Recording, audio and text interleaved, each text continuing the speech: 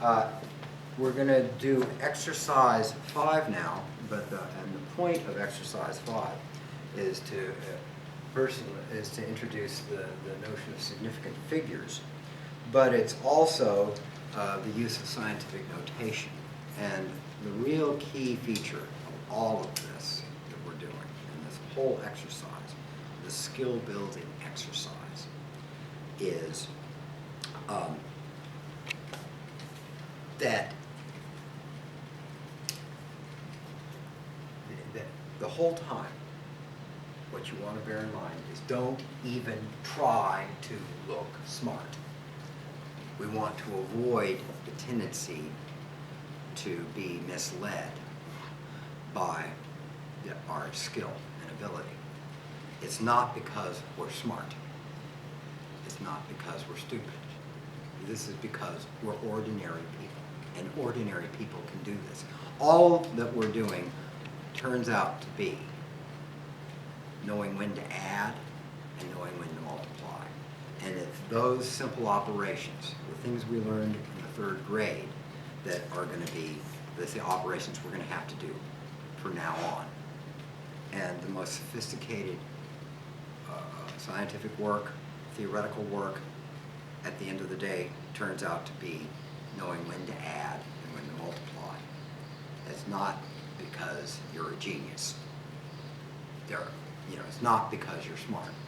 And when you try to look smart, you're really misleading yourself and others.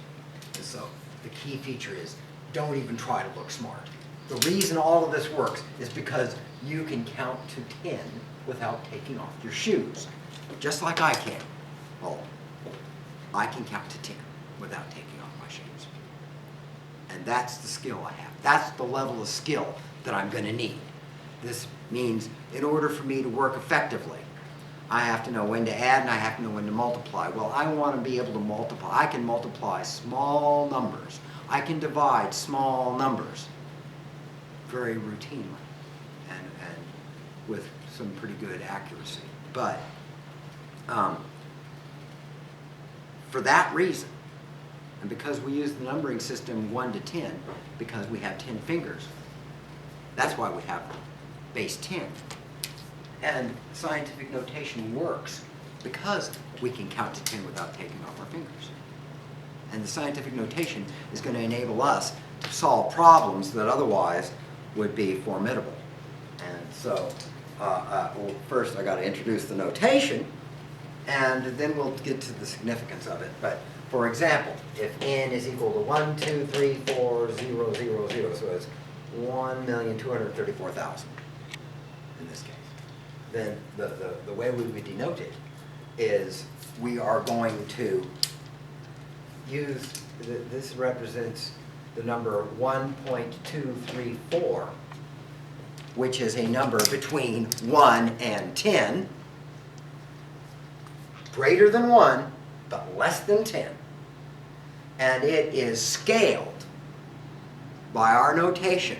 We have a scaling factor, which brings that into that form. Multiply times 10 to the 6th. This is a scaling factor. This is the order of magnitude factor. This is used to scale the number into a frame that I can work, that an ordinary human being can handle, 1 to 10. So I'm going to bring it into that window, and that's where I'm going to work. I can work comfortably in that window and keep track of things in that window.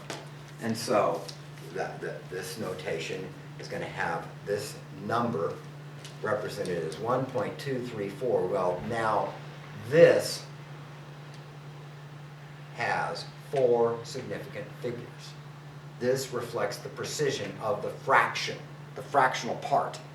That number between 1 and 10 is a fractional number, and the number of the digits to the right of the decimal are going to reflect how precisely this measurement, if it's a measured quantity, was measured. It reflects the precision of the measurement. And so we would cast this number in this form, and this number is going to be restricted to, if it's an observed quantity, the precision of the measurement. And now we have a scaling factor. And if the number n was equal to 0.000123, then it's going to be cast in this fashion. 1.234 times 10 to the minus 4. When we have a positive scaling factor, all the scaling factor means is this fractional number multiplied times 10 6 times. Because when we multiply exponents, we multiply an exponential number with a common base by another exponential number with a common base, we add the exponents. So this means I would multiply it 6 times. I'm counting 6 times. Well, when I divide something by 10, when you divide, you subtract. When you divide exponential numbers, you subtract the exponents. And so since this is the same, 1.234, this is the same as divided by 10 4 times. So when you divide, you subtract.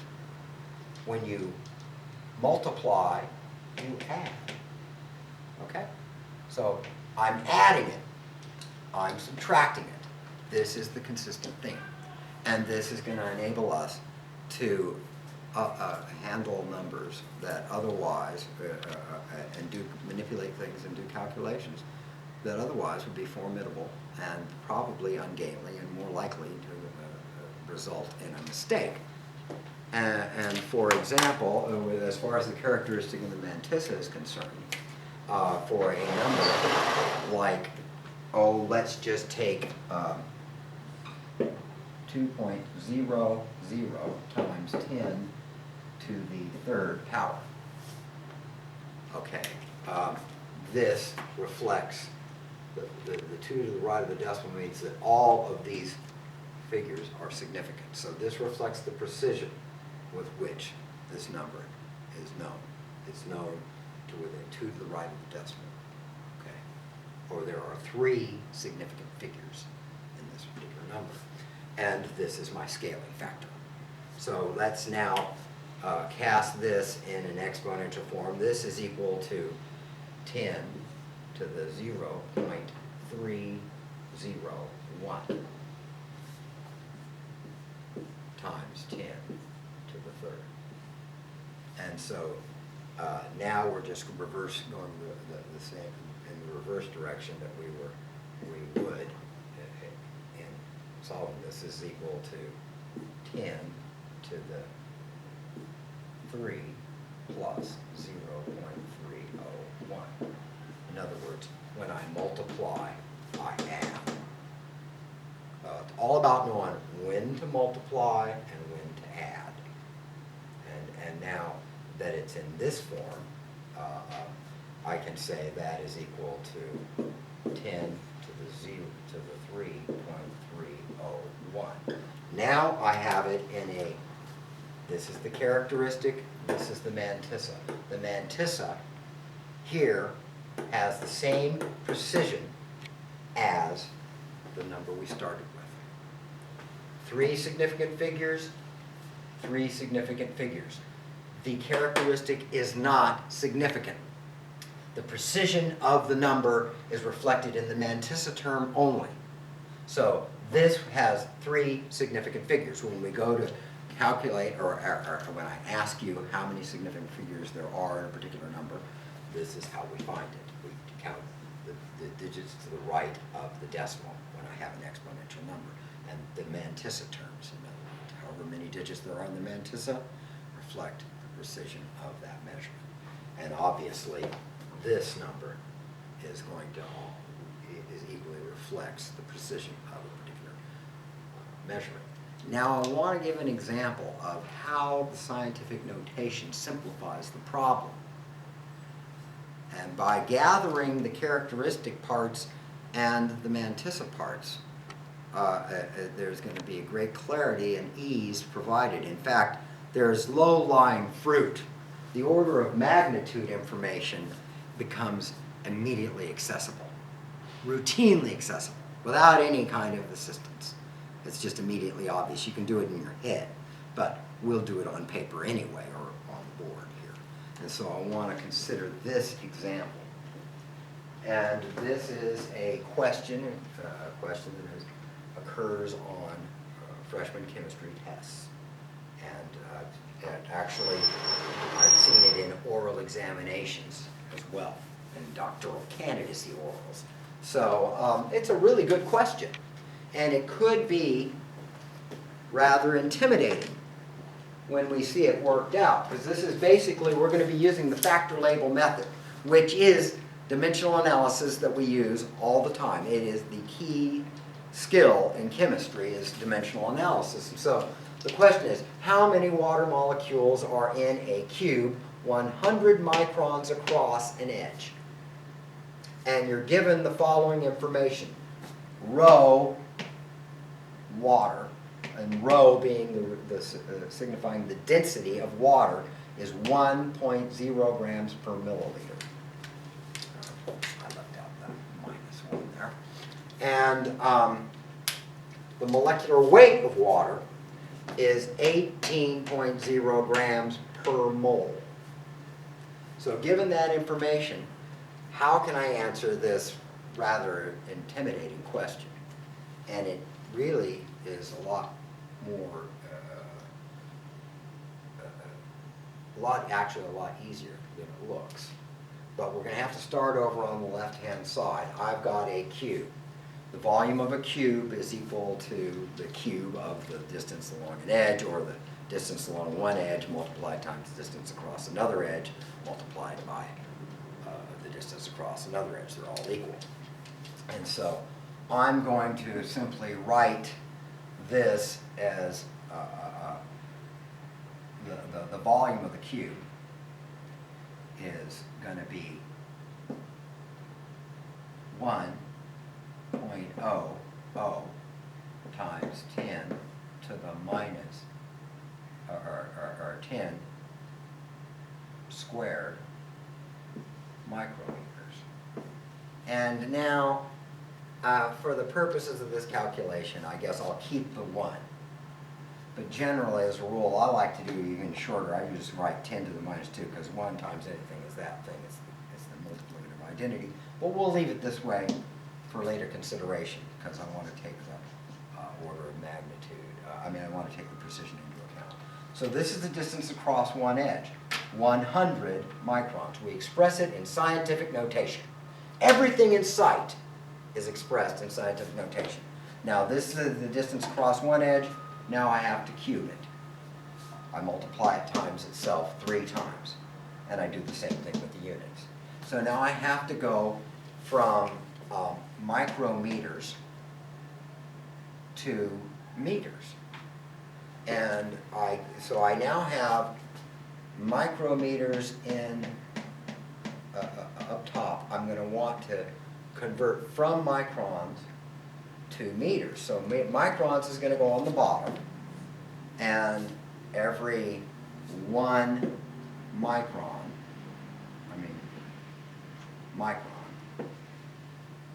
is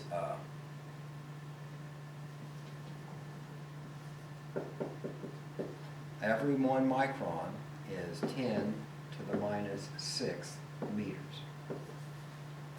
And so now I've gone, microns cancel, but this only cancels at once.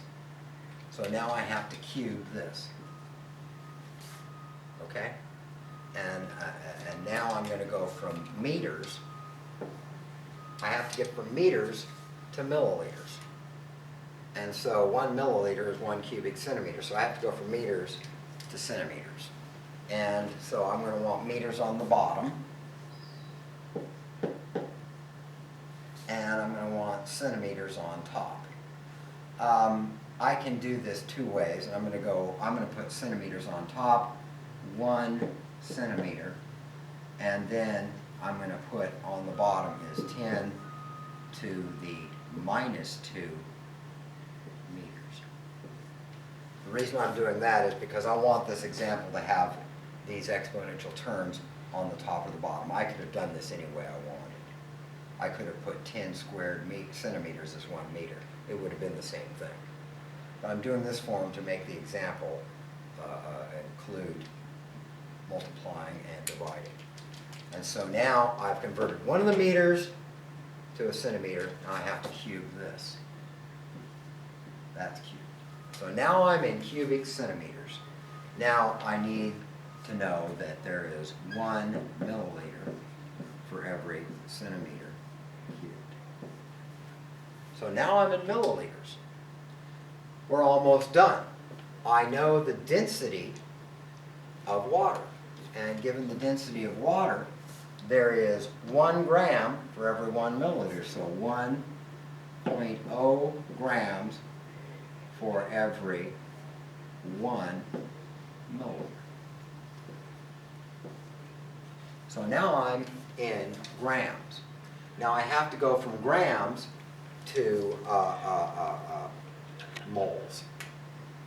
And there is, we know, there's 1 mole for every, and now I have 18 grams. Well, that has to be expressed in scientific notation. I'm going to express as 1.8 times 10 to the 1 grams. This is going to make the calculation a lot easier. And now I go from moles to number. There is Avogadro's number for every mole. 6.022 times 10 to the 23rd for every, and I would call molecules in this case, for every 1 mole. And this dimensional analysis will answer the question. We have gone from the volume of our cube to the number of molecules in that cube. And now, in order to demonstrate how this is simplified by scientific notation, let's separate everything into its characteristic and Mantissa terms. So let's gather the characteristic terms. The characteristic terms.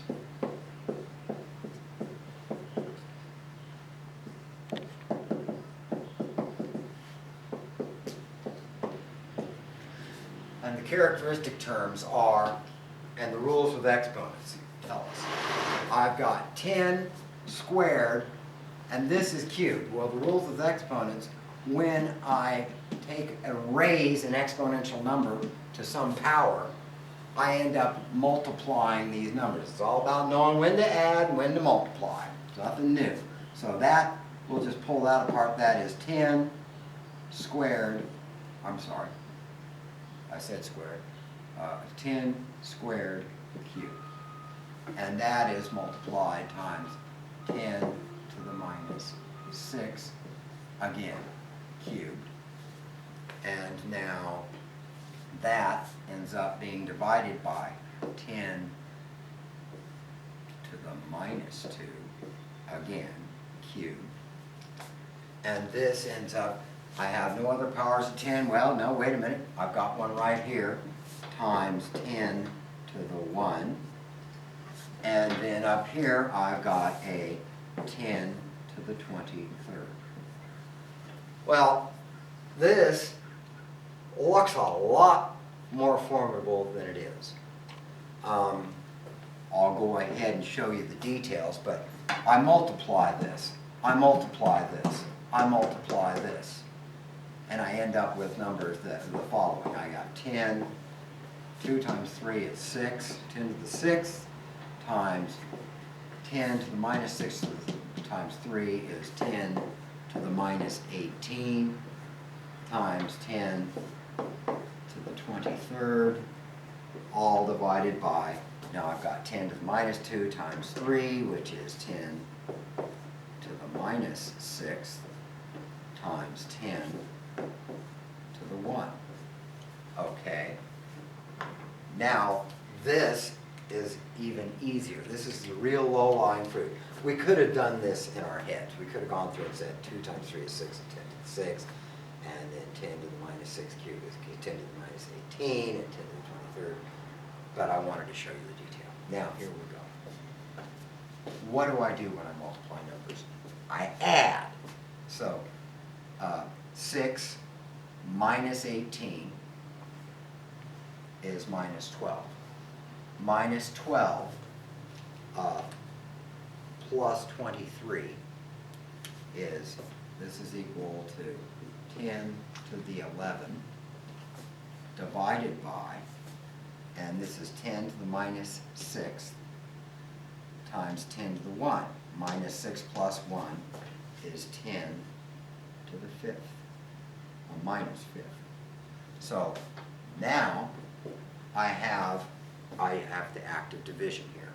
I have to divide these, so I subtract the exponent. 11 minus 5 equals 10 to the 6th. Okay. I made a mistake.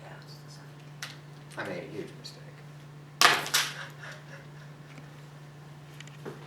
To the 11 minus 5 is 10 to the 16. Okay? So that takes care of the order of magnitude. Okay? And now let's deal with the Mantissa term.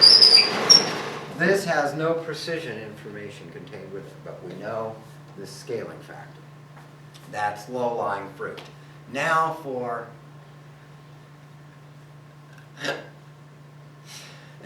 the Mantissa terms.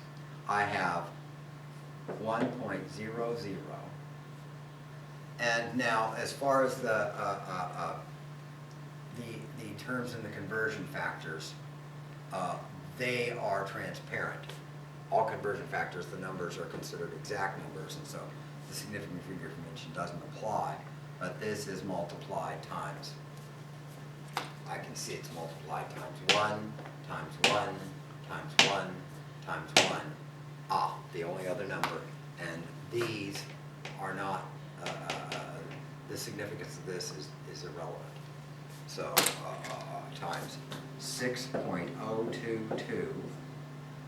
And then the other terms are, 1.8 divided by 1.8.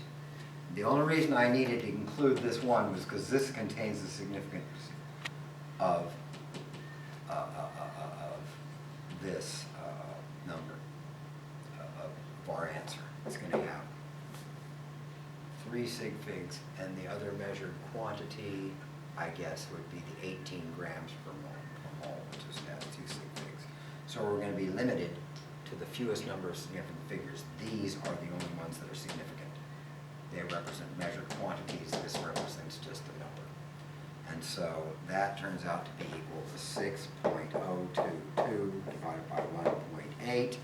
And, it'll take a minute because I'm going to have to go 1.8. I'm going to have to do my old long division, 6.022. And, okay, 1.8 goes into, I have to move my decimal over, and 18 goes into 63 times. 3 times 8 is 24. 3 times 1 is 3, and 2 is 54. Okay, that divided, I get 62.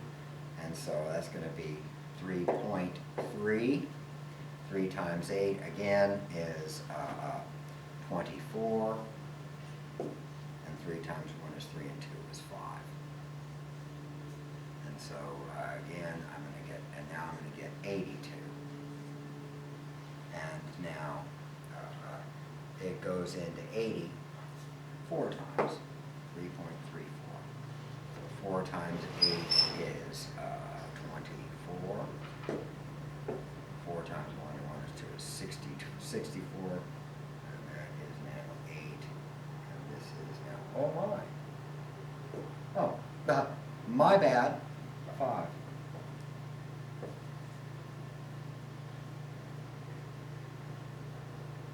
So 5 times 8 is 0, 4, 5 times 1, 1, 4. Well, that's 90, so it was 4.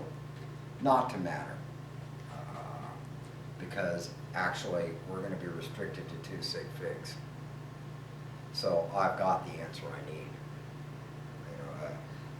And it's going to be, so this 4 is going to be 4 times 8 is 24. 4 times 1 is 1, and 2 is 64. So I don't care what happens. because I'm only gonna have 2 sig figs in the answer, so this is equal to 3.34 equals 3.3. And now I can put the whole answer together, and to answer the question, I take the characteristic 3.3 times 10 to the 16. Apologies. So all of these things can be handled, and the scientific notation enables us to do that using the simple skills we learned in the 3rd grade. And hopefully remember that when you subtract a minus number, you add it, which is the thing that I forgot. So it all turns out to be knowing when to add and when to multiply. And the only reason we can do this is because we mortal human beings have these skills. I'm not going to delude myself into thinking that I don't make mistakes. We all make mistakes. But with this notation and this particular skill, you'll be able to spot them.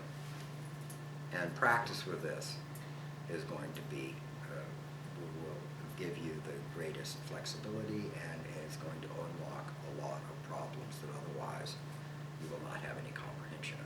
Now you have comprehension. You gain cognition when you use your brain to do it. And that's about all I have to say about that.